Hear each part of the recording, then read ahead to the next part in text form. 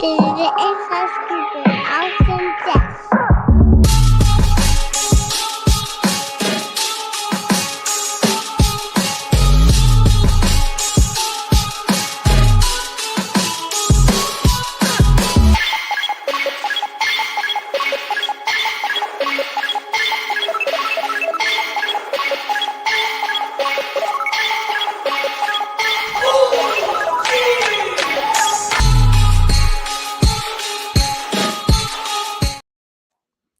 Welcome to another episode of Inside Scoop with Alex and Jeff.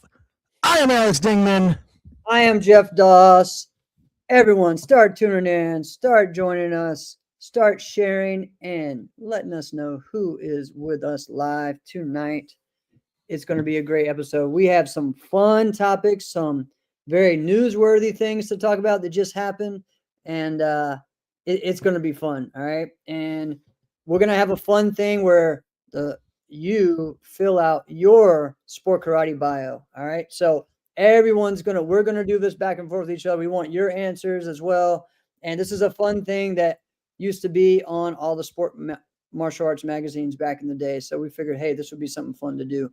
Interactive. I never filled one out. I'm excited to do this. Yeah, it's gonna be good. Boom! What's up, Leandro? Share, guys. Let everyone know who's watching. But let's go ahead, guys. Let's go ahead. If you haven't shared, make sure you share to all your groups and tag someone that you want to watch this show with, or maybe who should be watching. All right. Can we just go ahead? Should we go ahead now? Was there something else we need to talk about before we go ahead to the newest news? The newest news. I mean, it's within a few hours. We might as well. Yeah, just go right. Yeah. So we're going to go into the newest member of JPM. Congrats to Christian Rivas. Give him some hand claps. So this has been something that a lot of us have kind of predicted or thought about for a while now, right? Is, okay, who's going to be this next guy? What is the next step for Christian? I mean, he's been a loyal member of, Tony Hamsamni's team, right? And team legend for years, had a great group there that they team fought with for years. And now, you know what? It's time for him to take that next step in his martial arts journey. So congrats to him. And with this addition now to the team, what's the lineup that you're most excited about for teams, man? Because that changes a lot, It does. And I think, all respect to Jason Latona, he's not in the lineup yet. Okay. Right. Because we really Jason Latona over Alex Macias, that's not a thing. Right. There's no possible way. I can't see a way. All right. And the reason why I say the name Alex Macias, because Alex is so versatile. Right. You'd be like, geez, who are we going to put against this lightweight speedster? Alex has got that. Yeah. I'm like, dang, this team's full of heavyweights. No problem. Yeah. Alex can handle that. Right. True. Alex Macias is a fantastic matchup, neutralizer. I don't want to say he's like a matchup nightmare, because there are people who can match up against him, but if you're like, geez, what the heck do we do about this guy? Alex is a Swiss Army knife. He's perfect for that. Jason has skills and advantages that maybe Alex doesn't, but I'm saying maybe, all right? Yeah. But Alex is not, if you put him up against anybody, you're not ever like, I hope this goes well, right? Right. No, right? So there are certain people, there are certain fighters, top tier fighters, right? Yeah. Fighters that were on JPM that you're like, this is not a good matchup, right? Alex Lane versus Raymond Daniels. Right. Bad matchup. That is a bad matchup, right?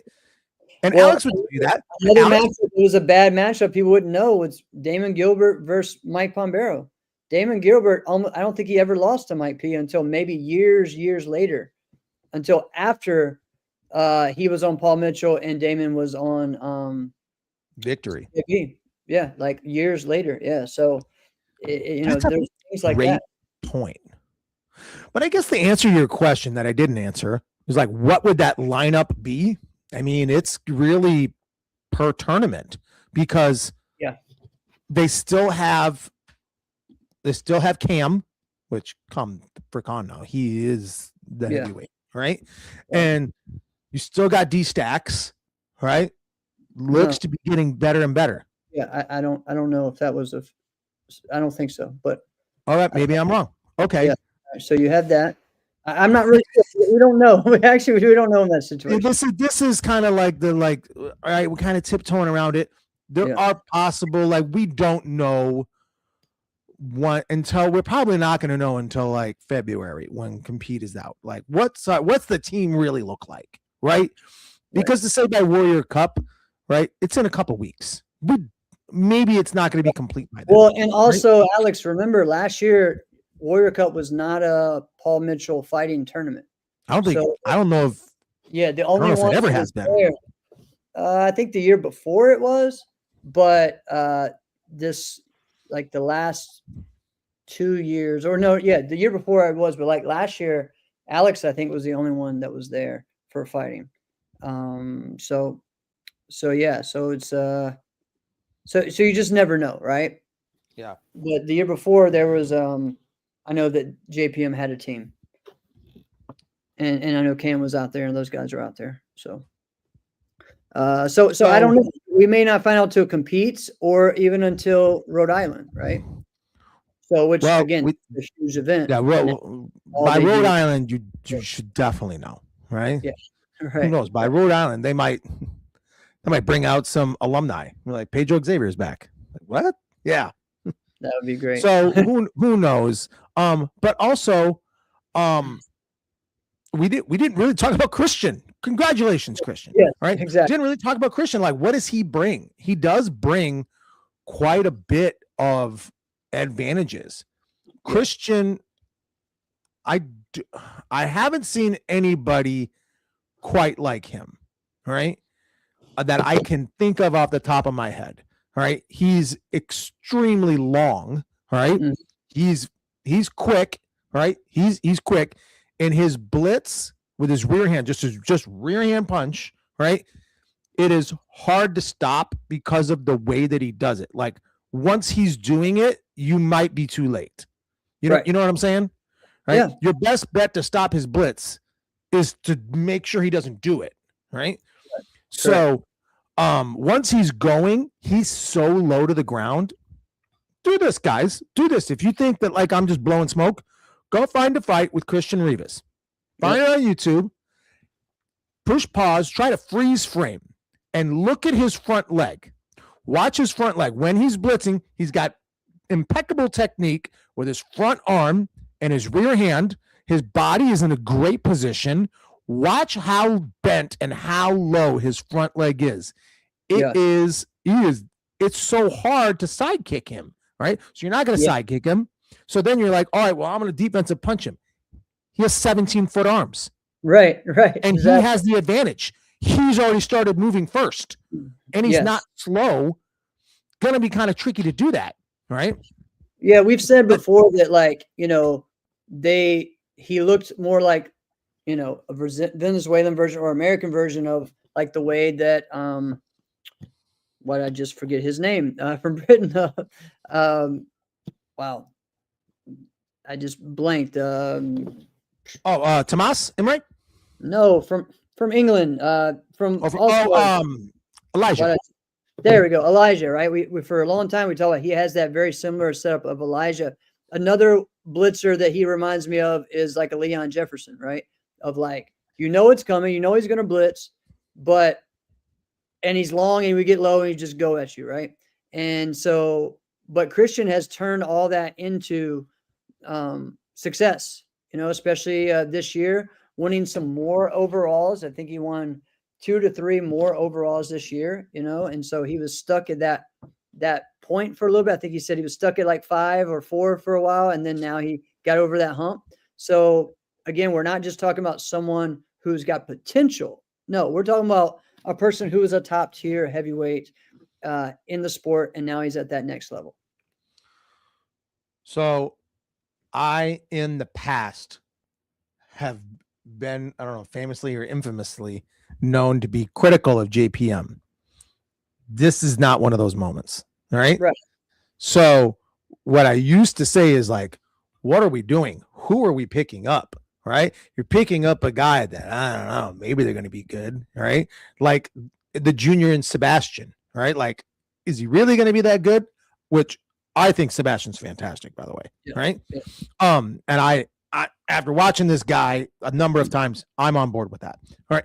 But it used to be like, no, you were the number one in your division that whole year. Get ready for the phone call. You're likely going to have that phone call by the end of the year, right? To join Paul Mitchell. That's just kind of what it was. They didn't have to recruit for potential. They just took whoever the best in the world was.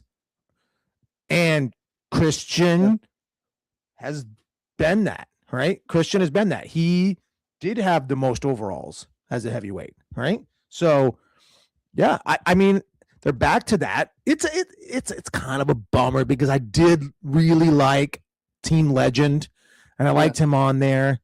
But Tony's no joke. Tony's got a good stable. Tony's going to come back with some more guys. I can feel it, right? So. Right. Yeah, I loved seeing Christian in the Team Legend uniform there. I thought that was just really, really cool. It was a fantastic fit, obviously. But, I mean, I'm excited to see what they're going to do with Paul Mitchell, right? This could be exciting. So, again, congrats and big news and lots of cool things. So, 2 big pickups, that happened in 2 weeks. So, awesome. Lots of people in new teams.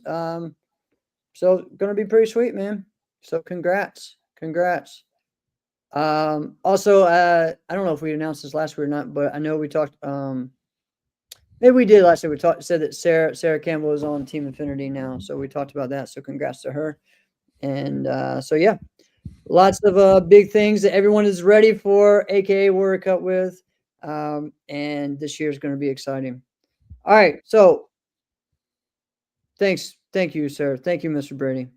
I really appreciate it, man. That's huge for a legend, that someone I looked up to so many times as a kid, man. And just to support what we do. Thank you so much. Well, and same here. Thanks, Ronald. All right. Good to see and hear from you again. Talk about a stand-up guy. Look at this. We're making a small segment about a guy who's never been on the show, but it's just such a class act. He chimes in. We're going to make him part of the show. Ronald Brady. What a fantastic guy. Love that guy. Pretty intense. All right.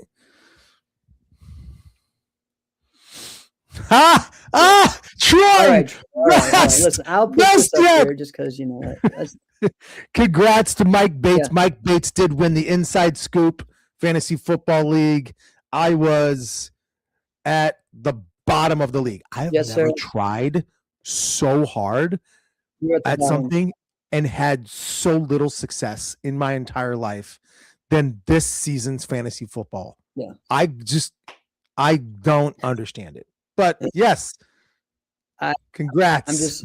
I ended up, I won the losers tournament. So yeah, I didn't even make the playoffs. I got 5th, but I think I had the second highest point total of everyone to Mike Bates. So Mike Bates had one of the best teams this year.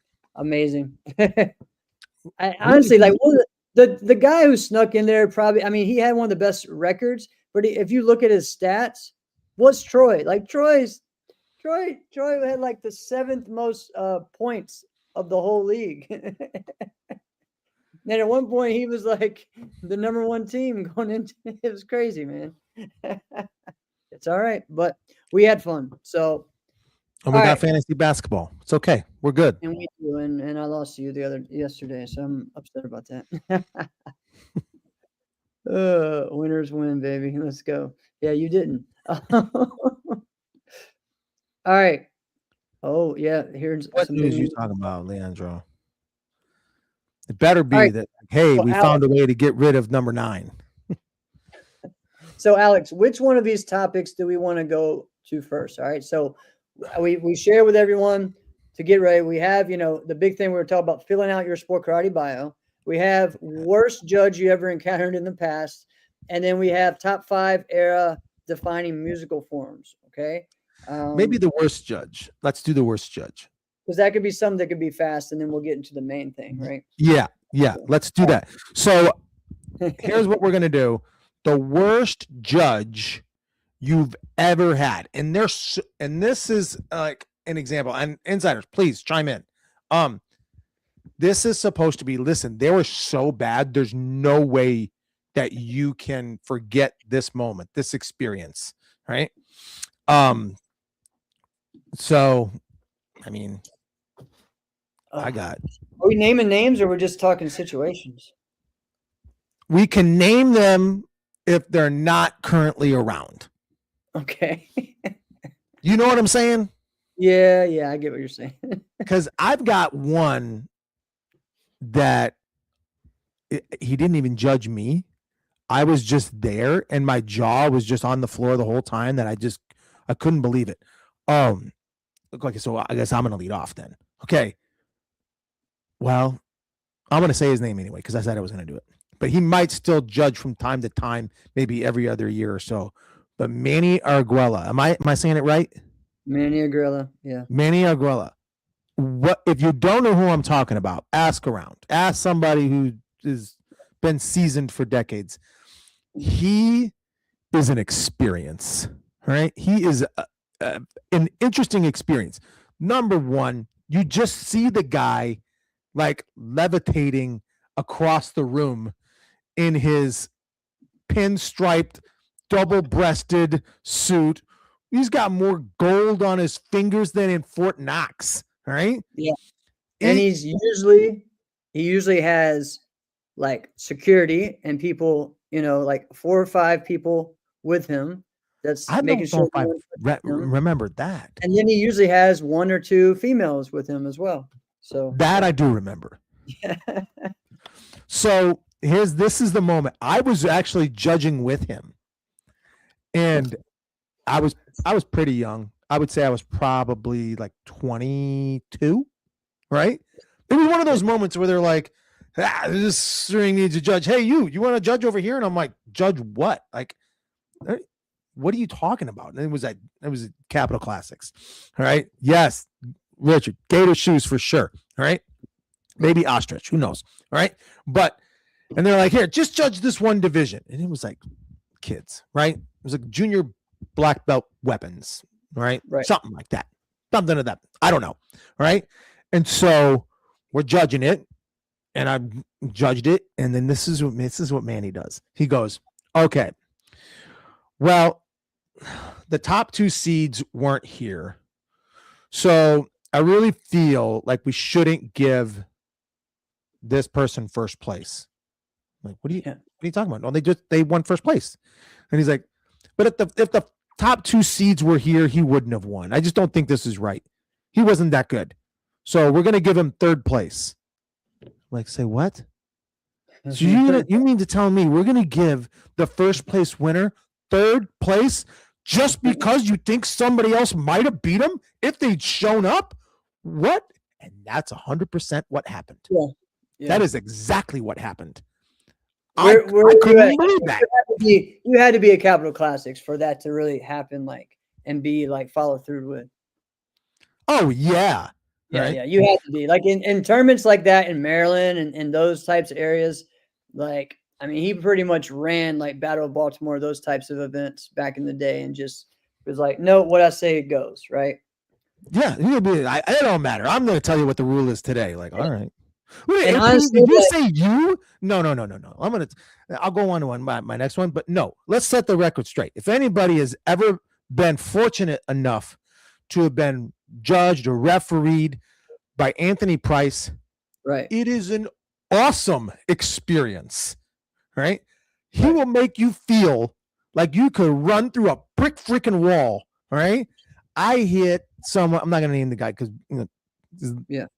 late guy. He's no longer with us. Hit him with an amazing move. Said I was going to do it. Did it. And AP right in my face. and I felt like I was freaking Superman. I'm like, yes, that was me. Problem, you kept doing it. my whole strategy was out the window. From that point on, I'm like, shit, I'm going to do this 7 more times. And that didn't go well. All right. But no, AP is a fantastic judge. All right, you go, and then I'll go next. Man, this is hard because I've experienced a lot of really, really, really, really bad judges. And I'm trying to ones you can say. Well, I know. I mean, some, and I don't even know like their names. Some, I mean, it's. Well, you can tell the experience. Sometimes you got to give the benefit of the doubt. Like someone had a bad, they just made a bad call. It's not I'm not talking about a bad call. I'm talking about like, bro, this is unforgettable. You know what I mean? Know. It's I'm trying to process which one. Like they're all popping up in my head at the same time and they're starting to blend. It's kind of crazy. There's that dude. Like I've been in this thing for a while, and let's just say this: like there's a lot of bad judges. Okay, all right. I mean, and honestly, some as recent as like this year. Okay, so there's a lot of one of the ones that I was thinking of. Oh man, dang it! I just had it in my head. Was dang it! I just blanked. Hold on, I'm going to share what I'll go with another one. It says, my favorite road judge was when I was in Panama for rent. I was told by the center my key eyes wasn't traditional enough. Yes. Okay. One again. Oh, and I totally forgot. Yeah, we did share this recently as well. I'm trying to remember which he said a couple weeks ago. I shared one. I talked about one time I was doing my form and I was in Portland, Oregon, and I was doing my form and the center stopped me in the middle of my form because everyone was yelling for me too loud. Yeah. Yeah. Hey, you muted yourself. That's crazy. So that was like ridiculous. That was one of those situations, right? There's also, oh man, I mean, we've been at Super Grands before where the center judge and one of the competitors got into like a fist fight. Okay. And over because the wife of the competitor was talking about how how this judge doesn't know what he's doing, like a 9-6. What the heck? Why'd you give my husband a 9-6? And so he turned around and told her to shut the F up and you sit down and your job is to be quiet.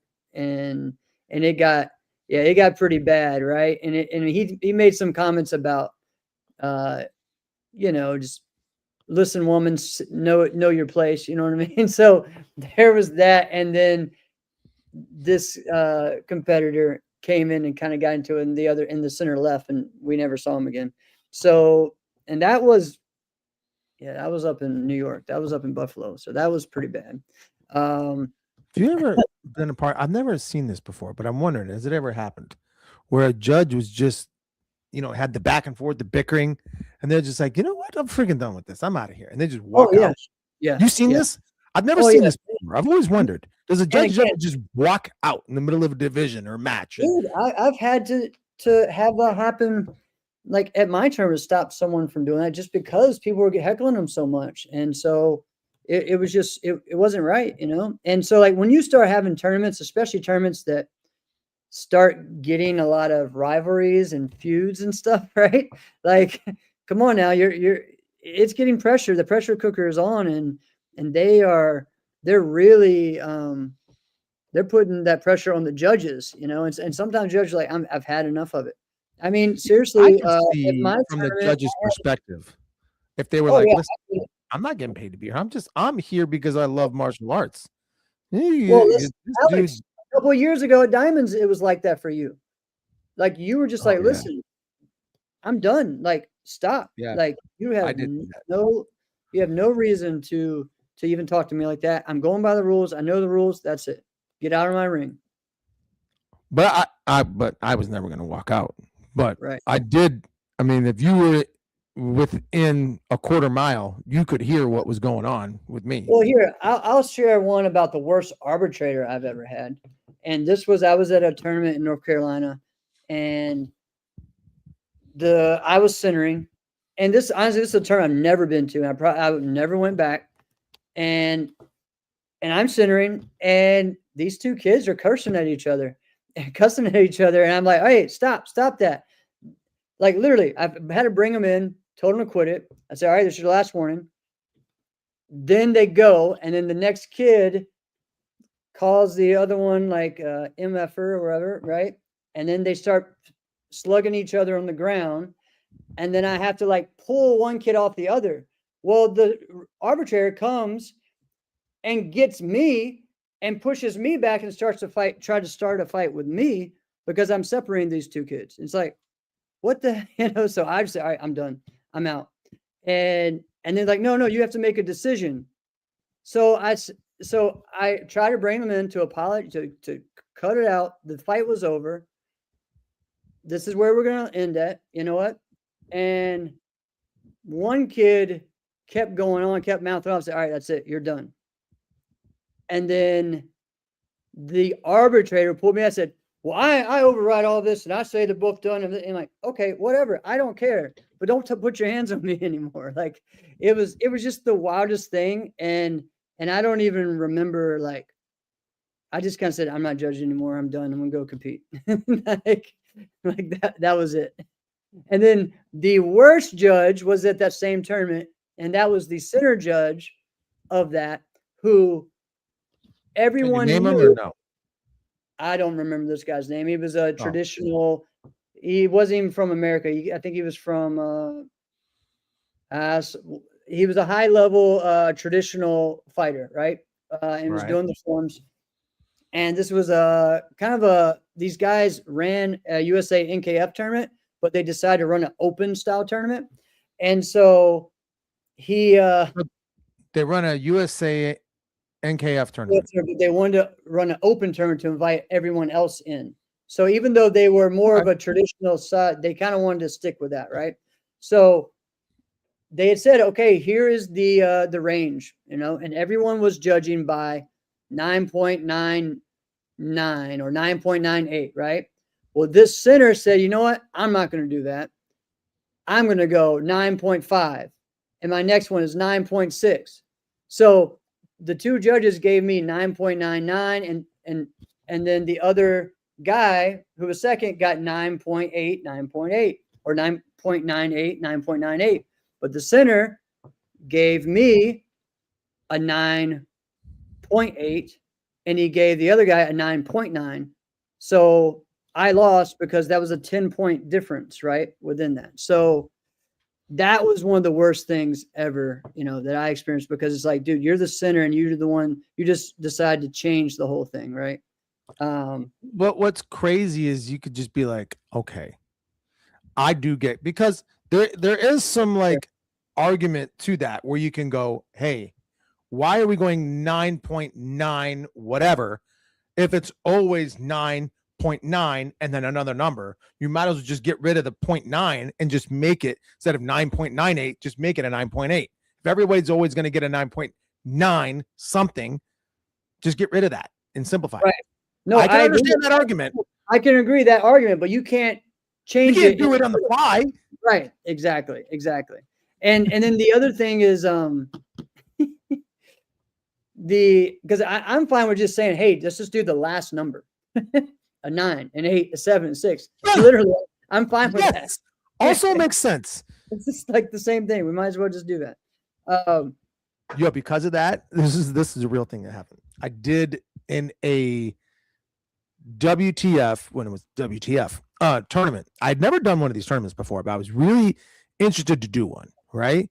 And I'd started training like WTF style fighting. It is freaking hard, right? Yeah. So, but at the time, I'm like, I'll just go do my form like half intensity and I'll be the best person out there, right? So, which I didn't do half intensity, but I went out there and I did it. I didn't try all of the stuff that I necessarily would have done if it was an NASCAR tournament. Yada, yada. Didn't matter. I had, there were guys who would just go like this. They would go, no, it's going. They just hold up a hand. Like, what is that? Like, oh, you got a 5. Like 5 what? What is that? What are you talking about? They go, we're either going to get a 5, like a 4, 5, 6, 7, 8. Yeah. Maybe someone gets a 9. We're like, I don't understand. You just hold up a hand, a couple fingers. That's the Dude, score. One of the largest sport martial arts leagues in the world does that. ATA. ATA's boom, boom, boom. You know, that's what they do. They can at least get a dry erase board. Come on now. Oh, I know. Like, at least that's what I was saying. Do a dry erase board instead of your fingers. But For okay. a whole tournament, for your whole world championships, you maybe cost you $200. Exactly. I agree. All right, man. See, this is what I'm saying. Like, I'm getting all these weird flashes. I was like, oh yeah. All right, I got one. Remember this? Oh yeah, I remember this. Van Cleef. Okay. Ron or the other one? No, T Rondo. T Rondo, yeah. T Rondo. So T Rondo, and I like him. Okay. Right. But there was one US Open where he dramatically changed. You can lose your fingers.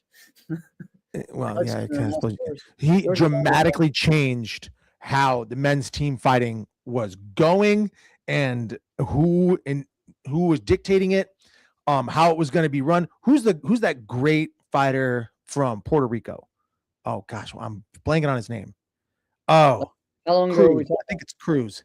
Yeah, Cruz. Yeah. You know what I'm talking about? Not Jose Cruz. No. Anyway, yeah. great. So he's out there. They're fighting. Let's see. At the time, it was probably, let's say, CJB. It wasn't CJB, but they were fighting a good team, right? It's just Team Puerto Rico, and they're fighting top tier team. Let's say straight up, it doesn't freaking matter. Okay, and he's anchoring, right? Clock's running. They're down. Ramon Fernandez. Thank you, DDB. Yes, that is exactly it. Thank you. No, it was Ramon. All right. Okay. Not Juan Ramon. Juan Ramon, somebody else. Ramon Fernandez. All right.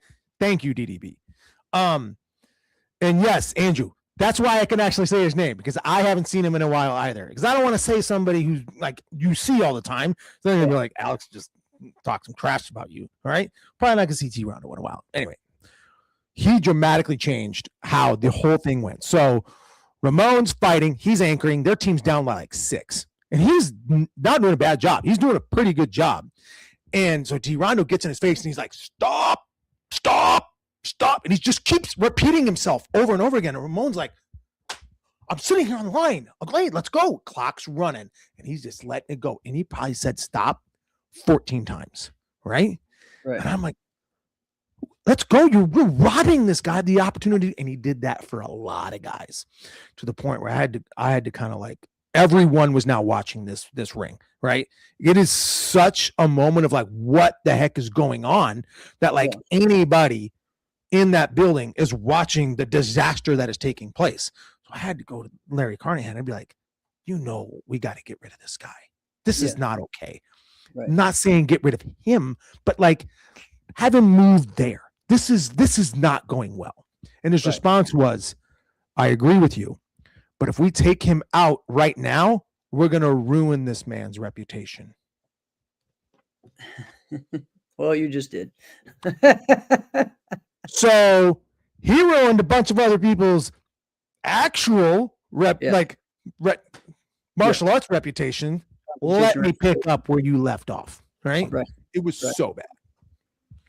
Right. That's crazy. Oh man. There's been some guys that people have said that they're bad refs, and I just have never had that experience. But this is also why I feel like this is another example of why promoters shouldn't be refs if we can help it. Like, they just shouldn't, right? Well, Robert, that used to be a thing. Like, if you watch all the old Battle of Atlanta PKC fights, Jim Lancher was always the center, and that was the way they called that, right? So some people still do it that way, which at this point we need to get over that. Yeah, I mean, there was a reason why they did it that way for that style of fighting, because they were calling multiple points, right? If you hit someone with a back fist clean and a reverse punch clean, you were getting 2 points. So that was the reason why they kind of said, "Hey, I see this one. All right, this one wasn't as clean. This one, it took a little bit long. But some people like it. It only works. It wouldn't work for a division, right? Too long. Yeah. But for like a set fight or something, it's not too bad. Oh man, I can't, like the one I was thinking of, I completely forgot, and I started thinking of other ones. Like, dude, there's so many. Now, see, this is another reason why, as we age, there's certain things that we should be like, listen, I was good at this thing. I think the speed of this has passed me by. Yep. Okay. One of the best refs for decades and decades was Truman Irving, right? The terrible T from Toledo, right? Truman Irving, right? He didn't just do tournaments. He did kickboxing matches, right? He was the man in the middle. He was always that guy, all right? I remember being at kickboxing fights, and he's there, black uniform, and it was really kind of cool at that point when like the center is in a uniform. It's like, wow, this is kind of cool, right? But once we got into the late 2000s, and it was like, yeah, I think this thing has passed you by, right? And it's okay. Well, it's gonna pass me by. It's gonna pass me by at some point, and hopefully I don't go out kicking and screaming. All right, hopefully I accept it. But listen, we're not immortal, right? This is gonna happen. No, I mean, there's different ways for me where, there are judges that just obviously have no clue of what they're seeing. They're judging certain things, and they're calling them not even close to the, like, yeah, I like how you did that 360. I was like, I just did a 1080. Like, what are you talking about? Like, it's like, there's things like that, right?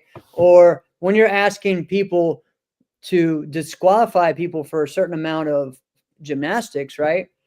And to them, everything looks like a flip. I'm like, man, you did a 5-4. 5-4 is not gymnastics. Well, that looked pretty hard. So I counted on mine. Like, there was issues like that we had many times with NBL where we were trying to do it. It was like, hey, we're only giving this to one of the 5 judges. That is part of your job, is to do this. So that way it's someone who is more, and we do the same thing with WKU and Judge there, with Waco, they do that. And yeah, it's pretty wild. So often, I would say, I don't want to say so often, I want to say pretty much every single week, we reference the NBL. Yeah. We reference either the NBL or Super Grands or both every single week, because we start talking about like, man, why don't they? Yeah. And the NBL we did. Yeah. What in the world happened, and how can we create what we want that was in the NBL in, let's just say, NASCA? So do you even think that's a good idea? I don't know if it's a good idea, but I mean, I think everyone is trying to do that because so many things that NASCA is doing is inspired by the NBL, but don't tell them that, you look at, honestly, like ProMac is set up to be like the NBL of NASCA, right? It's a great point. Stuff. You look at USA Sport Karate, a lot of their things are set up to be similar to NBL. Most of the other leagues are set up that way. The league in California is very influenced by that. So even all the leagues in Texas have that same type of, structure because it was big there. And so I think, there's so many of these leagues that had that end of the year championship. And it was either they worked with the NBL or they were inspired by the NBL. So, yeah, I mean, we're seeing so many of the aspects that we always wanted now, in NASCA, yep. You're saying lots of things have been taken from NBL. Yeah, I think ring coordinators should definitely be something we have more that should be in, that was a big thing in NBL. All out to cheat. Don't like it. Yeah, there's that. I've heard stories about being a wild card in NBL. Yeah. Those were epic stories. But yeah, that is a whole nother show. But it's a good segue to Yeah. what we're going to do now, which is our title of the episode. Fill out your sport karate bio. So, guys, back in the day, the Sport Karate Illustrated, Sport Karate International, we got this is 1994 one. This is about the 1993 Super Grands. Okay, so years before this became the NBL magazine, right? But before that, it was actually NASCA's magazine for a year, and it was also the magazine. We've done that before, there, Leandro.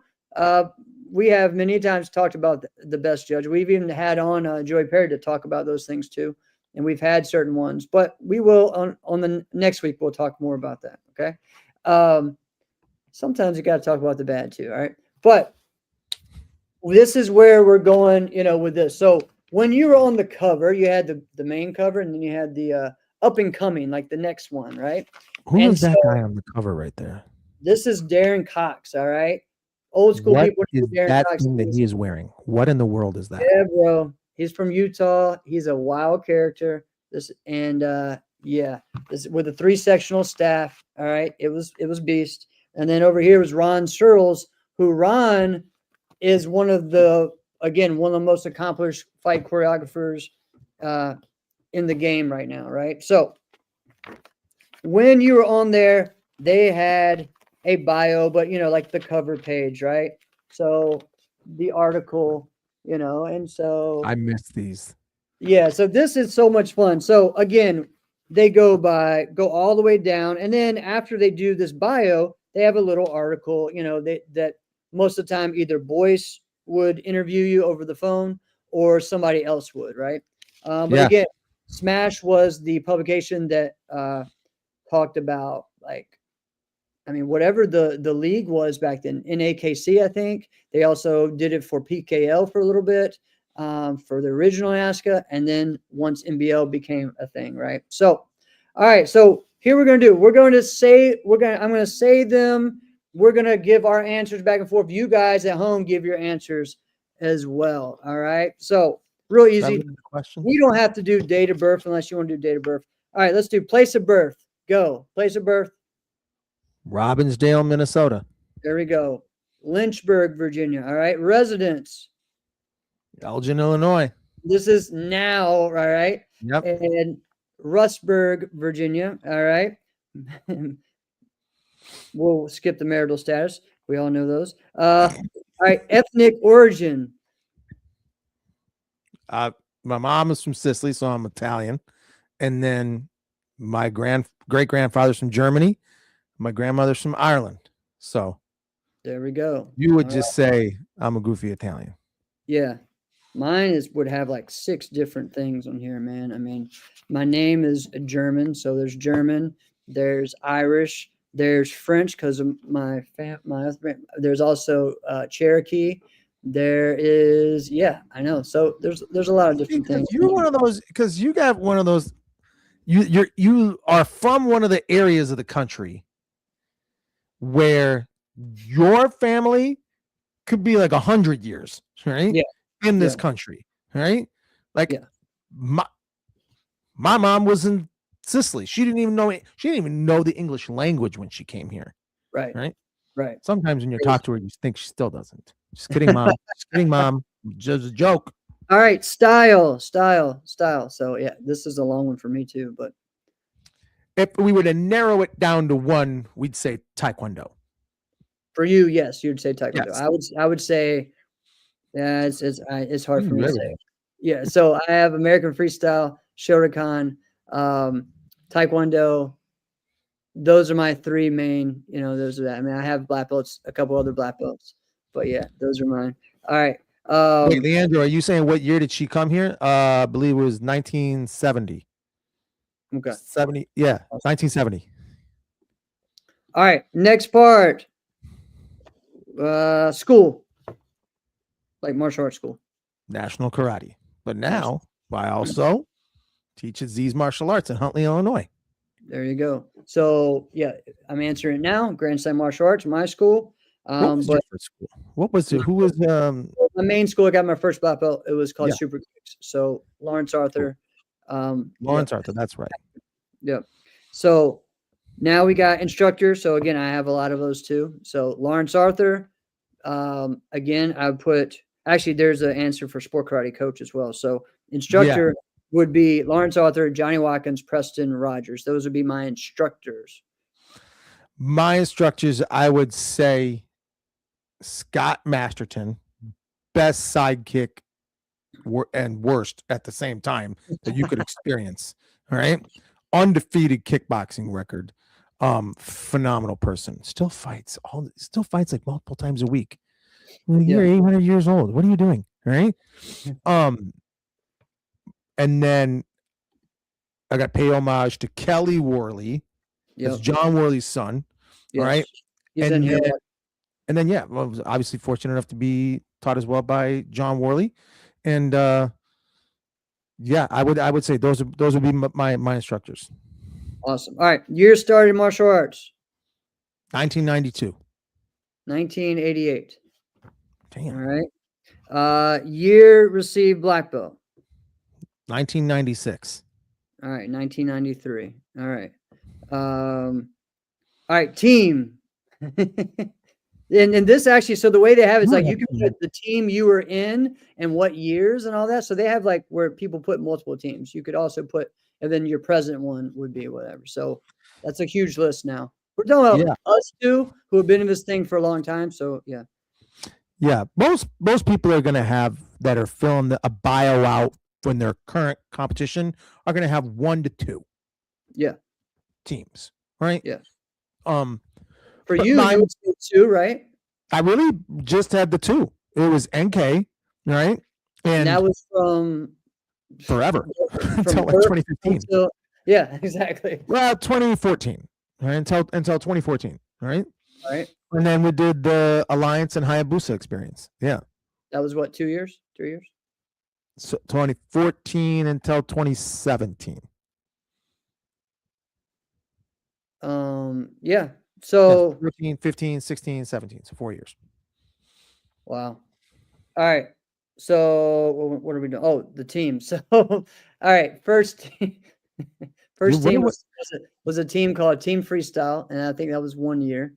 Okay. And Team Freestyle, for people who don't know, that was kind of like the origins of, in some ways, pro rank, right? A little bit. But there was actually a pro rank before that too. So, what I mean is that it was Mike Kelly's first team that he put together. Oh.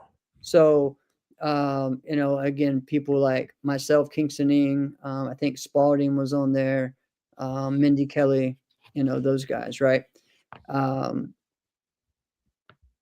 Yes, that is crazy. All right. And then I had, of course, Team Elite / Team CJB from 96 to 2004.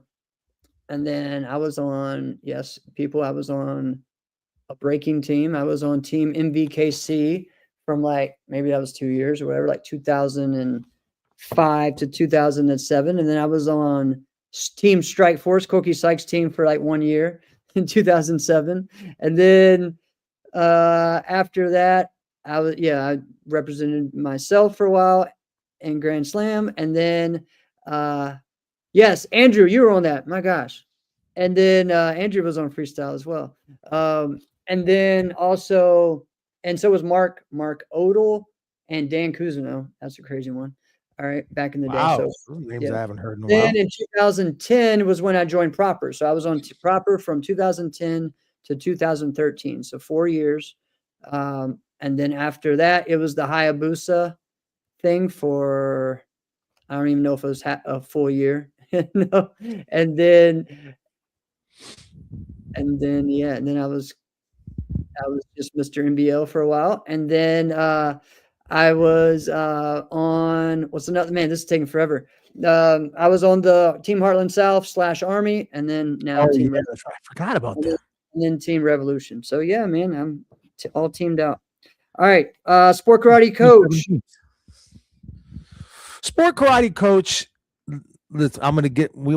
If you don't know the main one already, I'm definitely gonna say it. But for forms, I did have a coach. Yeah, and her name was Catherine Miller. She's amazing competitor. All right. What I loved so much about Catherine is she knew her physical limitations and was like, I'm going to find another way to be competitive. Right. Yeah. So, and she didn't jump. She used to joke that she's like, I jump down. Right. So, Yeah. But I mean, her choreography was masterful, fantastic. Her brother Jeff Miller, right? Yes, He's great at that. So there's just so many little things that like I didn't know that like this is kind of how you do things. And Catherine Miller and Mike Hossey, there's a name you haven't heard in a while. Mike right? Hossey. They're the ones that showed me how to do that. But the real coach is Coach Mike Conroy. That's the one. Yeah. So for me, sport karate coach, I mean, I got to put John Valera. You know, he was my main one for years. And then I put Coach Conroy up there, you know, definitely. And I'd also put, honestly, another Wilbur Keene was a big coach for me for about a year, 2 years on Team Elite. And then there's different ones, you know, like even though he's my instructor, I put Johnny Watkins and Preston Rogers as like my sport karate coaches because we travel together. We judge together, we train together, a lot of different things like that. But yeah, and you know what, there's other people that helped me along the way. Like Jovito Angot, right? Jovito Angot was the forms coach for Proper for a little bit, and he definitely helped me a lot in many ways. So, and then of course, right now we have, you know, honestly, like, you know, Conroy is always that coach. Cannell, him and I are like best friends. So he is a coach though. And so is Edgar. Edgar is one of my best friends who is a great coach as well. And you got Kyle Reed that is a coach on the team as well. All right. So we're getting through that. See how long we are, how long-winded we are. All right. Favorite technique. Go. These should be quick. Side kick. Side kick. Yep. Twist kick. All right. Ooh, that's a great one. All right. First national win. All right. This is a fun one. First national win. Oh, like championship? Like grand championship? What is that? Like division? Like from a national tournament or grand championship? What are we talking? Has nothing to do with the grand. No, just a win. The first national first place win you had. Oh, New England Open, 2000. Right before I got spreaded by. This is the best answer ever. My forms coach, Point Fighter live comments. That's fantastic. That's a good one. That's a good one. I mean, that's like when they asked. So we used to get these bios and have to fill them out before we went on stage at Super Grands. And so Tyler Weaver would put his coach was YouTube. You know, so yeah. All right. That's wild. What are we on? No, my first national win was New England Open 2000, the first tournament where I was like, hey, I'm going to try to do this thing. And then I won. Yeah. So mine was 1994 Compete Nationals was the first. I mean, there were other national tournaments, I guess, but they were like AA tournaments. That was the bigger one. So I would still put that as my first one. Ooh, actually, I'm going to take that back. I was sharing about you, Andrew, at the when I was teaching jump outside crescents at at Revolution Camp. I told, look up video of Andrew, and I told everyone, you guys may not believe it, but this dude did 12 jump outside crescents in a row. All right, in the same spot. Head didn't move. Body didn't do any of this. Straight up and down. Yeah. So yours was 93. Dang, Andrew, you won that tournament 2 years in a row, huh? That's crazy. 93 and 94. I misspoke. I did the AKA when it was Grand Nationals in 96. I won that then, but it was in that weird time where it's like it was the same weekend as the Empire State Nationals. Yeah. And most of the top guys went there, and I'm like, I I literally just made black belt like a couple of months before, and I'm like, all right, I'll go with you guys. And so I guess that would be it. But nice. But at that level, I guess I wouldn't say that. It was probably doing. All right. Anyone else watching it? Let us know yours. So, yep, Mile High. First national tournament win. Mine was again Compete Nationals 1994. Open forms or just forms back then because there was just forms. And I think it was boys forms because they separate us for that tournament. All right. For that tournament, that's wild. Yeah. All right. Sport karate titles. We don't need to get into that, but some people list all of them. Some people do this and that. You know, there's a lot. So, all right, this is fun. Toughest forms and weapons competitor. All right. So toughest competitor to compete against. Yep. I will put out a name most people probably wouldn't even think of, but I'll say Daniel Sterling. Right. Daniel Sterling at the time had he had kind of an aura, right? Because remember, and I'm saying 2000, right? So we're now post Chat, Carmichael, Valera. Valera was the last one to be like, all right, guys, I'm done with this. All right. And now we're like, who is the guy? And we kind of looked at like, are you the guy? And Daniel Sterling was all of that. All right. It was ironically enough, I was actually watching Daniel Sterling video yesterday. Right. Guy was so freaking good. All right. So Daniel Sterling, I believe, beat himself by not competing more than he did. I just think he was all of that, right? He was every bit as good as anybody ever, right?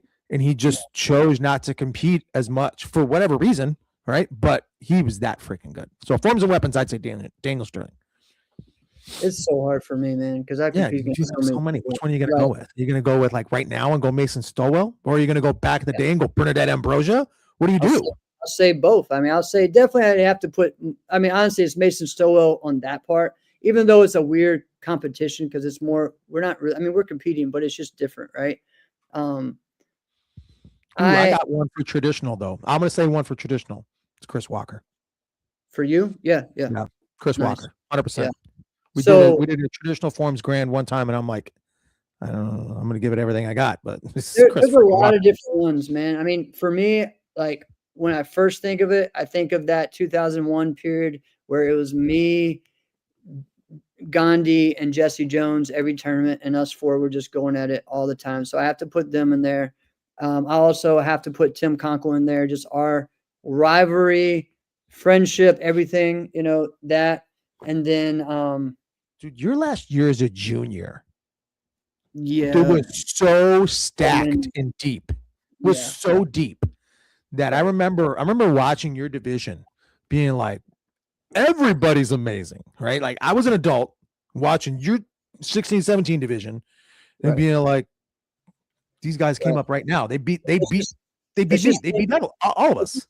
Think about this. And this is before there was, you know, the deviation and stuff. But there were many times where I got 2 9-9s and got 8th place in that musical division, which seems crazy, right? But yeah, like I remember one time I got 2 10s and got 3rd. Like, wait, what? You know, like there's stuff like that. It was just wild. And this was on NBL and NASCA. Both circuits were, and everyone was doing both. It was just wild. So that was it. I have to put a John Sue up there just because of what he did, and then also how he kind of led us, and then also Butch Marks. So, all right. Sparring, toughest sparring opponent. Okay, so the easy answer, the chalk answer is Raymond Daniels, because the closest score we've ever had was 10-6. Okay, right? I get what you're saying on that. Yeah. All right. And I led matches with him at times, but like everybody in the room was like, we're just waiting until Raymond does his thing. Because anyway, we're not going to get into the because. But the real answer is Jason Borelli, right? Yeah, exactly. The real answer is Jason Borelli, because we are similar in enough in styles. Similar enough. There's nobody like Jason, right? And that is the frustrating part, to know that, like, I'm really freaking good at this one thing. And it doesn't matter. On my best possible day, I'll never scratch the level of how good that guy can be, right? Right. It's so, I mean, yeah. I never beat him. Beat him one time in regulation, just to find out that you got to win by 2, to then later on not win. I mean, he's amazing. I mean, I could say Ross Levine, right? But I would think the real answer is Jason Borelli. I've never been so close and so many overtimes with him. And also a couple months, separated from that. Been absolutely spreaded. Right? Yeah. And been like, what? Right. Yeah. I mean, there's so many for me, but I'm gonna have to go into like my continuous days, and that would be Leroy Stanksian. Leroy Stanksian to me was one of the best continuous fighters I ever fought. And then the other one after that would be Luis Jimenez, and him and I would fight, and we both end up with broken noses. And this is the time when I was college, Jeff. So let's just say I was probably in a division I shouldn't have been in. All right, I had a lot of let's just say beer weight, and so I probably should have been in the division below, and so I was just going in and just wailing with people, and I could have been a lot faster. So those days were definitely tough for me, man. But that dude was just an animal. And yeah, I mean, I would say those two definitely would be that. All right. We got those. All right. Other martial arts accomplishments, like other things, they kind of list those. We don't necessarily have to do that. What's the sport karate career highlight? Career highlight. I mean, there's a lot of things. My son's over here. I didn't compete against Keith for me. Much, but he'll get on here as like probably when we talk about favorites. I think you go first for the highlights. I'm trying to think. I don't know. Yeah, it's hard for me, man, because I've actually been thinking about this, and I wanted to. You got to sift through all of yours. No, well, because you know what? Sometimes some of my career highlights aren't actual wins. Like for me. Oh, okay. For me, AKA 2 years ago, to me, when I have that whole audience on their feet and like clapping, cheering, and then it's like honestly not even when all of us step up on the stage, everyone is cheering yes or Jeff or sushi, right? That's going on before they even start all of our scores. So, and honestly, the thing that I just said, like as soon as that's happened, I just kind of just said, thank you, Lord, for this experience. Thank you. And to me, that was it. You know what? People thought that I would be upset or mad with the scores or when they started booing and everything else. Huh. And it was just kind of like, that really wasn't that, like, to me, it was the love of the audience. The next part was when people made it a bigger deal than it needed to be. And they took, in some ways, I feel like they took that moment away from me, but I also understand why that some people felt like they were taking Jake's moment away from him, but it could have been everyone's moment. You know what I mean? Like everyone went out there and killed it. So I think, wait, hold on. I wasn't older than you. You were older than me, Brett. What are you talking about? Oh, you're talking about. He's talking to DDB. Weston. Yeah, that's right. All right. And yeah. So that for me would be one of my career highlights. And then I would just say being on the ISK stage, in my teens, 20s, 30s, and 40s. That's cool. Yeah. So I like what Andrew just brought up when he won the Ken Eubanks Award. That was cool. Huge. That was huge. There's a few highlights that are just small, but I like what you mentioned when you're like, listen, it didn't actually equate to a win, right? Yeah. So I never beat Anthony Atkins. That actually is probably the real answer. Instead for forms and weapons, like toughest competitor, Anthony Atkins. All right, but I did beat David Douglas. Yeah, Mm. yeah, that's Pat huge. myself on the back for that one. I did beat David Douglas. All right, and I was pretty excited about that. I would say, I mean, for you, some of your team fighting wins, I would think would have to be. So one for team fighting, yeah. There's some team fighting wins that were like they were pretty good. All right. Yeah. I mean, like for me, a win that I would say, I mean, winning, it's more of like, okay, my first Super Grands overall, and honestly, my last Super Grands overall. Like having the record for that is a career highlight, right? Yeah, I would say one of the I like that. All right. And I don't think I have any records like that. But one thing I do have, I'm staring at it right now. It's awesome. All right. I don't have a lot of trophies. I do got this one. All right. And that is the team fighting win that you mentioned. Team NK is fighting Team CJB, aka Warrior Cup, because it was Warrior Cup at that time. We're fighting for the final. And it's me, Hamid, and BJ. And the whole time they keep talking about like who's gonna fight Ryan McGriff. And I'm like, what are you guys talking about? Right. Why is that like Ross Levine is on this team? Why are you talking about Ryan McGriff? And they're like, you don't know, Alex. You think you could stop him, but his leg is. And I'm like, you're all idiots, right? Now I'm saying all of them, and it doesn't dawn on me that Ryan McGriff has spreaded all of them at one point. Right. And I'm like, you're all, I promise. Go ahead. And I'm talking all sorts of smack. Like, just watch me. 5 up there. And this is how we leave the hotel room. Right before we go down. Like, yeah. All right then. We can't hear you, Alex. You got too excited. Do it again. No. What the heck? We're good now. No, it's this new laptop I got. It does that every now and then. I'm not a tech guy, but whatever. I'll figure it out later. So yeah, and then it did that, spreaded Ryan, and then we won the team fighting championship. But the other one that I will say, the one is winning the heavyweight grand against Ross Levine when I was down 3 going into the end of regulation and somehow tying it, then winning in overtime. It was pretty cool. What tournament was that? Bluegrass, man. Bluegrass Nationals. Wow. An amazing tournament. Love that one. All right. Man, see how fun this is? Like we could do so much fun. We could do shows just on some of these topics, right? I love how everybody's chiming in with theirs because it's so cool to see everybody else's answers too. All right. There's martial arts goals, like, and then here's the next one. All right. And then there's a non-martial arts goal, right? So there's those. All right. Let's get into the favorite sport karate players. All right. Let's do that. All right. So past fighting, your favorite past fighting. Some people put 1, some people put 2. Before our eras. Yes. That's what we're gonna say. Man, that's hard because we should do that.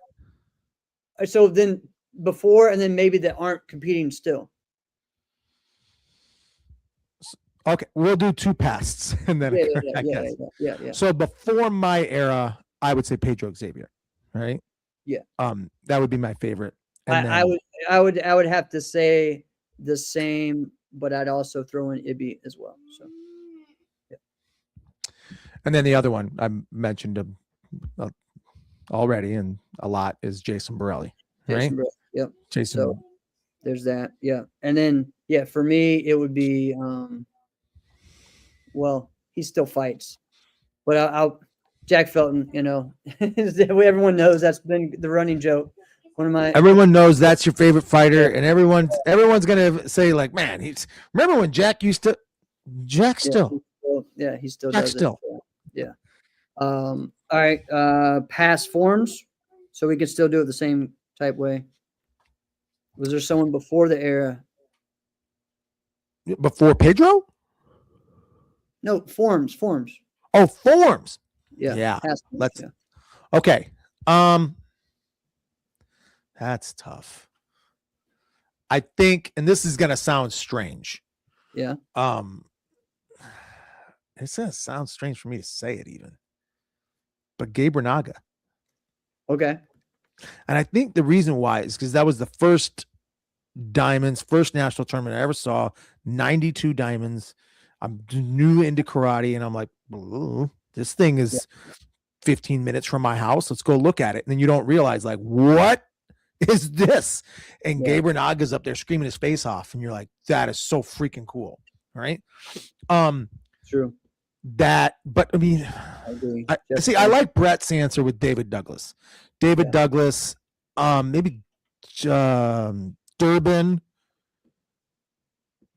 But Valera is the easy one because he's, but nobody's that fast. Right. Well, no, realistically, no. Here's the real answer. It is Carmichael. It's Carmichael Simon. That is exactly the answer. Yeah. It's Carmichael, 100%. I remember just being like, it's so weird that you're like starstruck for another teenager, right? And it's just, you feel weird. You're like, wait a minute, this like the way I feel right now, I feel like you should be like a 24-year-old NBA player, right? Correct. So I'm going to say the same. Mine's so for people before I was really competing, or even before I even got to that black belt stage, it was Stephen Ho and it was Seneca Luther.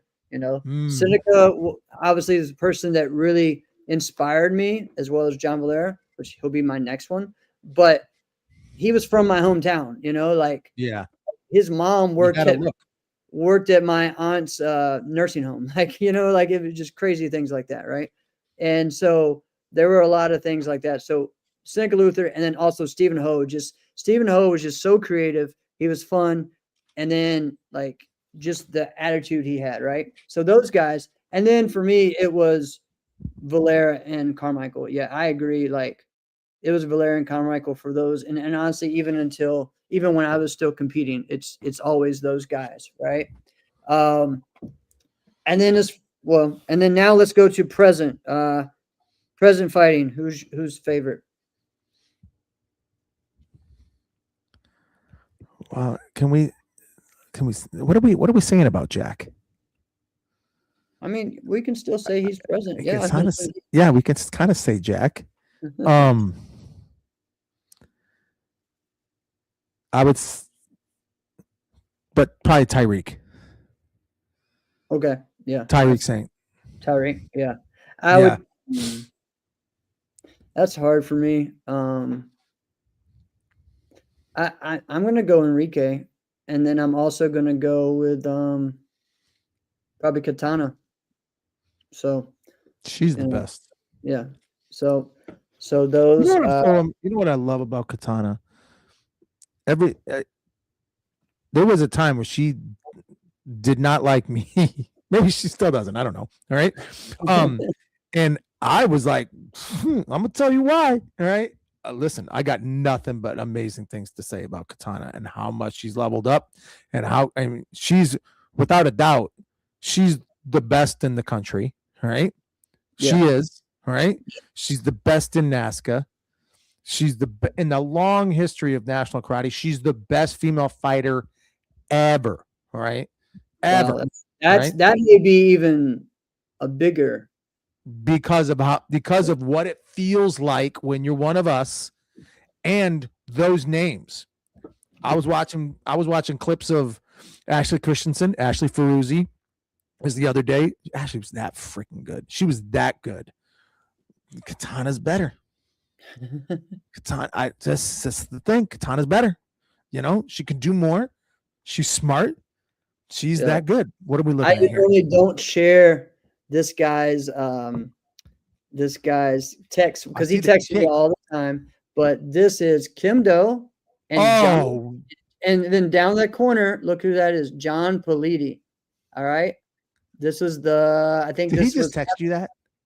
Yeah, this is after this is like one of the first magazines I had, and I read every page at least 10 times, and I had it where I memorized who won all those years, right?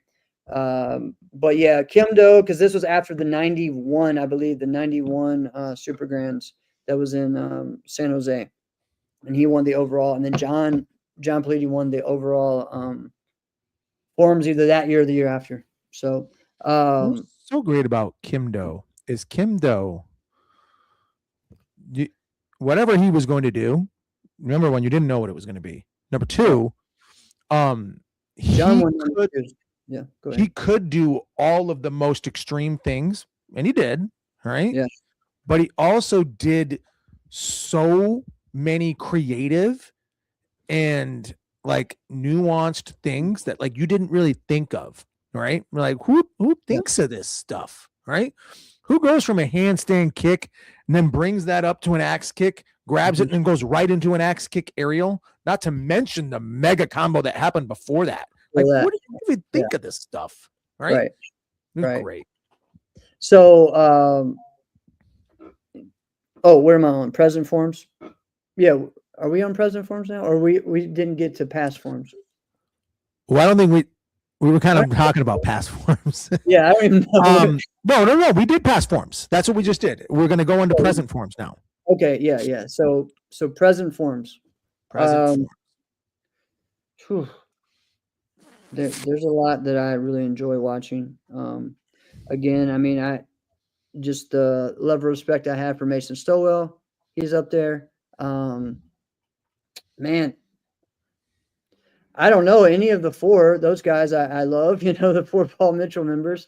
Ben Jones is definitely someone you got. That was the first name that really kind of popped in my mind was Ben Jones.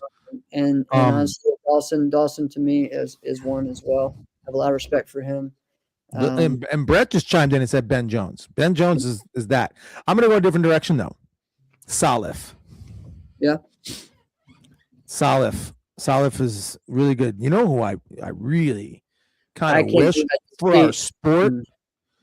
I wish the main guy, like whoever like that, like undisputed, like this is the best forms competitor. Yeah. I wish it was Shaquan, right? Just so that, yeah, I know what you're saying. Just so that our sport could get that much better. But I love the integrity of our sport that we're not going to go, hey, you went viral 100 times. We're going to give you a 10, right? The integrity of our sport that they just don't do that. Like, I like that, right? Yeah. I also do kind of wish that like it could be that, right? But I would go with Salif. Salif is my David. David, for me, like that is my number one competitor of all time. When I say a number one all around, like if I had to pick one competitor and not say like a forums competitor, it's Casey. Casey is number one. So yeah. So who would be the without a doubt? Kevin Thompson, I would say the male version. Maybe Kevin Thompson. And then second would maybe be Jason Borelli or Terry Kramer. Yeah, I think that's probably right. Right. But I think Casey's above. I think Casey's above all of them. I think so. So, all right, easy one. Favorite foods. Let's go. Let's hear it. It's going to be like, see, I don't want to give you a whole meal. You start saying you're doing this. That's right. You notice that I'm put my arms crossed and like my arms stuck underneath here because I've been noticing that my hands are all over the place. That I'm trying to like suppress them. Right. I would. There's this. Chili dogs. Mike Welch. Hilarious. Chili dogs. Yeah. All right, say yours. It's this pasta called pasta funno, all right? Okay. Or it's cotolette, all right? It's Italian, all right? So Italian. Listen, Italian cuisine.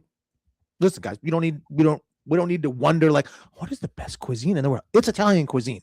Italian cuisine. It is the best that there is. It's Italian cuisine. All right. So listen. So Amber says for Jeff, it's sushi. Yes, that's my name. So that's an easy one. But Amber and maybe all right. Here's a little sneak. Next week, Amber Rutherford's going to be on the show. All right. Maybe she will tell you she got to experience seeing me like eat sushi and be like super excited. And honestly, I haven't had sushi in like 2 months. Like that's the crazy thing. And so I had sushi in Michigan, and yeah, You had all of the sushi. I had all the sushi because it was one of the rotating ones that came around, and I just that's cool. Yeah. So yeah. Those are So addicting. Because maybe you'd be like, she'll. oh, I'll take this. Thank you. I'll Right. take that. I'm loving all the shares we're getting right now. All right. Favorite movie. Oof. This was such a hard because here's the deal. Canel asked me this question the other day. And honestly, it really depends on genre for me. So it's hard because I like so many different ones. But yeah. Probably A Bronx Tale. Shut up. What, you gonna say that? Yeah. That's Get insane. the heck out of here. That's insane. That's A insane. Bronx Tale. Chaz Palminteri. Do you know what I heard? You know what I heard? If you guys don't know what we're talking about, go watch the movie. It'll be one of the best. I don't know if it's going to be your favorite movie, but it'll be up there. All right. Do you know what I heard? Chaz Palminteri. This is the best movie he's ever done, obviously. All right. Yeah. That's a story about his life. In the movie, he's Sonny. Yeah. But in the real life, the movie is about him as C. Colangelo. Yes. All right. Yes. So awesome. But apparently he did this as a one-man show, like a theater show, right? So, and then Robert De Niro saw it and was like, hey, I think we could make a movie out of this thing. And then they did. Yeah. Yo, these are good. All right. We got Brazilian Steel. We got Star Wars. Yeah. That's funny, David. Yeah. Hacksaw Ridge, which is about, my family. So, what? Desmond Doss, who is from he's from Lynchburg and in the area like where I'm from. So he's a dog. Yeah. So yeah. Just need mom's maiden name and first pet's name. It's so true. All right. So yeah, I would say A Bronx Tale, but also I'm gonna give you again, I'm a big favorite actor. My favorite actor, John Wayne. All right, I'm gonna go really old school like that. I'm a John Wayne fan. All right, and then of course we'll go Al Pacino as well. So there's that. All right, I like that. See, listen, Brett, Godfather 1 and 2. Yeah, I can get behind you on 1. You weren't a fan. I like parts. See, here's the thing. I love The Godfather. Lindsay just watched The Godfather with me last week for the first. She's never watched Godfather before. And I'm like, are you crazy? Sit down, get ready for an experience. We start watching Godfather 2. Now, I love the movie. And I'm watching with someone who's never watched it before. So now I'm getting like an unbiased opinion.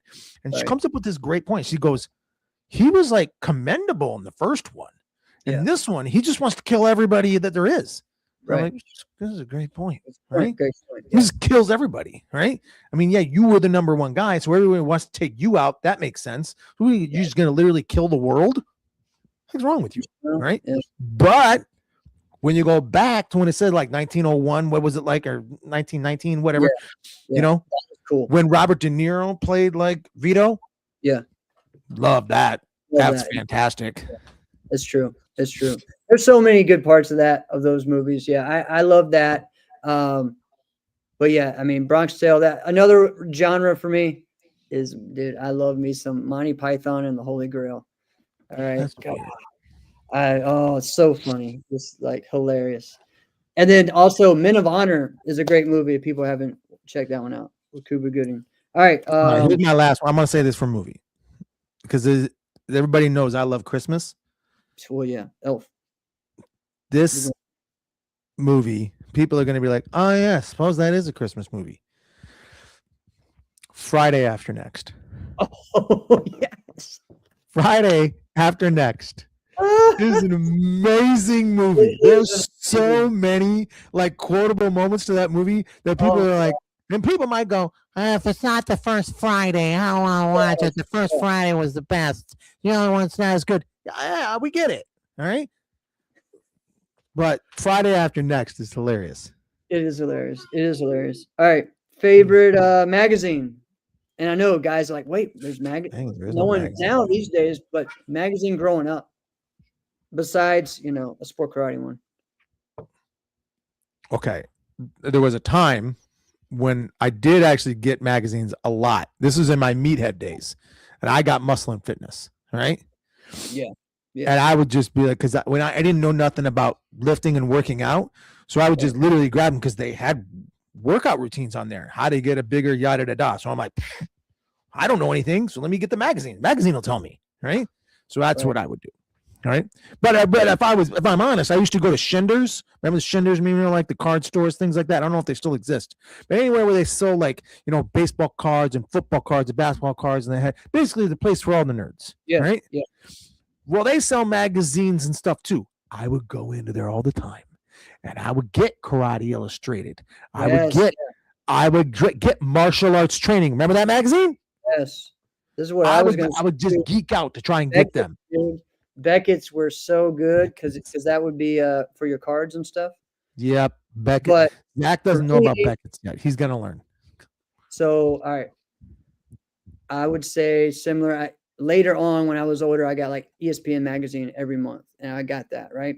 But when I was a kid, I would leave my mom in the grocery store, and I would go to the magazine aisle, and I would just be reading wrestling magazines. All right. So that checks out. Wrestling Illustrated, and I actually think I did that too. Especially if it was the top 500, PWI 500 edition, or any of those things, and yeah. Maxim. Andrew said Maxim. If there's anything that says 2006 more than anything else, it's Maxim. Maxim. That's so true. Now, I enjoyed the Source later on when I really got into a lot of hip hop and wanted to know who was like the top 5 Mike albums and stuff. I got really big into that. So, all right, favorite book? The Bible. The Bible, yeah. The Bible. It's funny. I was actually just talking to Jeff about something you didn't even know was in there today. All right. I have heard that though. No, I did, but it was kind of crazy. All right. So wild. Favorite sport besides martial arts? Or is talking about no favorite? Yeah. All right. Basketball.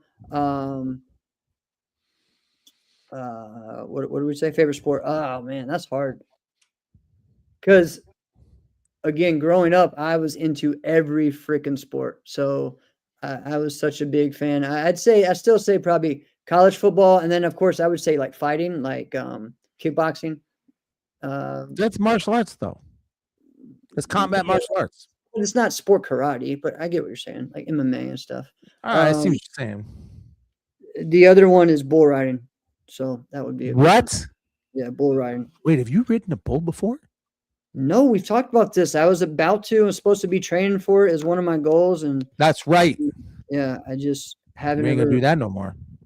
I want to do it. Maybe when I'm done this year, because I'll be, maybe done competing at that level. So I'll be like, hey, I get hurt. Jeff, I don't think that's a good idea, Jeff.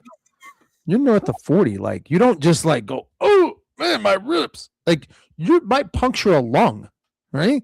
The whole thing. And that's if the bull doesn't land on you. I know. It's crazy. He said pickleball. All right. Sport. All right. Hobby. Favorite hobby. DJing. It's true. Daddy. You hear that, right? Yeah. Hey. No, he's over here. Here's what happened. I'm gonna tell you what happened when you keep hearing this. He got in trouble big time, right? Upstairs. He's supposed to be asleep. He gets in trouble. So Lindsay says, go downstairs with your father. I'm like, well, father's not moving. All right. So now he has to sit over here and listen to the rest of the show. Don't worry. Oh, yeah. I haven't gotten to that. Oh, yeah, you're right, Andrew. Dang, tennis is so good. See, for me, like that's a hobby is like tennis and golf, but I don't play either of those sports at all. A lot of the sports are like, I would say hobby would be pro wrestling. How into pro wrestling I am. That would definitely makes a bit more sense. Yeah. And then, no, we're not sharing our address and we're not sharing our phone number. So that was on there as well. Lots of different things. You can change. But like back then, think about that. People would actually send mail or fan mail to you. And then phone number people call you to set you up for seminars and things. So that's what it was. There was no social media back then, especially this was like 93, 94. So, I would definitely say, all right, we got some more. We got woodworking and art. Oh, that's cool.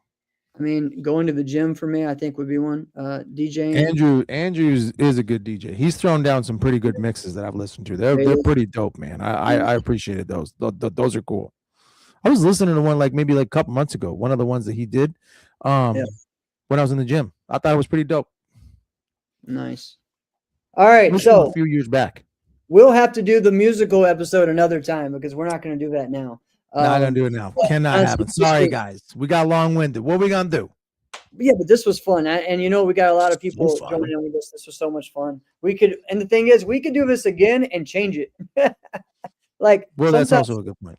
Someone like, "What's up, Jason Kiefer? How are you, my friend?" So, Jason, I was thinking of you. This is crazy. I was thinking of you. You and I have to talk. Could not think of something more coincidental. With coincidences, they don't exist, right? So, Jason, let's plan to chat with each other. Reach out because I want to talk to you. There we go. Oh man. Oh, you used to submit. Oh, that's cool. You used to submit arena reports. See, I was in several of the magazines for Pro Wrestling Illustrated or like The Wrestler or some of those because I would go and take fan photos with the wrestlers or whatever, and then you would put them in the magazine and stuff. So like I have one of me and Nikita Koloff, which I think I shared before, where I was asleep in the car and my mom went into the mall, and all of a sudden Nikita Koloff's just in the mall signing autographs, and it's just and it's like, hey, get up, I have a surprise for you. And the thing is that he grew his hair back at that time, so I didn't recognize him at first. I was just half awake. I was like, "Whoa!" It was wild. I think I was 7 years old or something like that. So, speaking of mall, so it's going to be stupid expensive. There's probably no way they can do it, but I hope the Diamonds eventually finds a way to have the tournament inside either the Radisson Blu or the JW Marriott that is connected to the Mall of America. Yes. To stay there, though, it is stupid expensive. Yeah. We talked about this as well. I don't know, maybe I put it out. I was like, where's a cool place? Or why can't we get... Oh, I know it was. The first episode of WCW Nitro was in the Mall of America, right? And so I said, man, what if we had a martial arts tournament in Mall of America like that? How sick that would be. And so it kind of started a lot. And Andrew was chiming in about, they do a lot of tournaments in the Philippines and malls and things like that. So that's crazy. Yeah, pretty cool. I want a tournament in a castle. That would be one of my dreams, is to host a tournament in a castle. There wasn't a karate event there, Brett, but we would do demos there, just karate demos in the rotunda. And the rotunda is where there's 5 different floors that are all looking down at this one area.